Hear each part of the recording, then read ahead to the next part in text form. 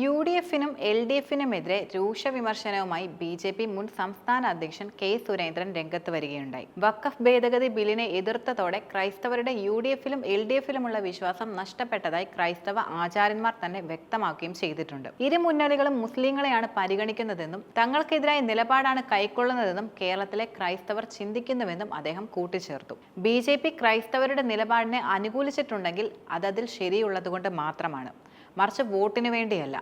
BJP ദേശീയ നേതൃത്വം കേന്ദ്ര സർക്കാരുമായി ബന്ധപ്പെട്ട ശേഷമാണ് മുനമ്പത്തെ സമരത്തെ പ്രധാനമായിട്ടും പിന്തുണച്ചതും. വഖഫ് ഭേദഗതി ബില്ല് കൊണ്ട് മുനമ്പത്തെ പ്രശ്നം പരിഹരിക്കാൻ കഴിയില്ലെന്ന കോൺഗ്രസിന്റെ പ്രധാന വാദം പൊളിയുകയാണ്.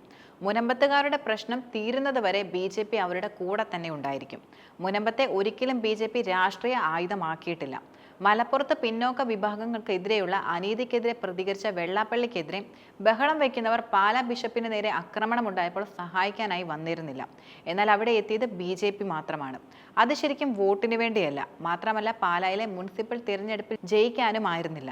ശരിക്കും ന്യായം അവരുടെ കൂടെ ആയതുകൊണ്ടാണ്. കേരളത്തിലെ ജനസംഖ്യാ വളർച്ച ഇങ്ങനെ പോവുകയാണെങ്കിൽ മലപ്പുറത്തൊക്കെ വെള്ളാപ്പള്ളി പ്രകടിപ്പിച്ച ആശങ്കകൾ യാഥാർത്ഥ്യമാകുമെന്നും സുരേന്ദ്രൻ കൂട്ടിച്ചേർത്തു. പാർട്ടി നിലപാടിന് വിരുദ്ധമായി വഖഫ് ബില്ലിനെതിരെയുള്ള ചർച്ചയിൽ രാഹുലും പ്രിയങ്കയും ഒന്നും പങ്കെടുക്കാത്തതിൽ കോൺഗ്രസിൽ ഉണ്ടായ പ്രശ്നങ്ങൾ മറച്ചുപിടിക്കാനാണ് ഇപ്പോൾ ഓർഗനൈസർ വിവാദവുമായി രംഗത്ത് വന്നത്. അത് 12 വർഷം മുമ്പുള്ള ലേഖനമാണെന്നും സുരേന്ദ്രൻ കൂട്ടിച്ചേർത്തു.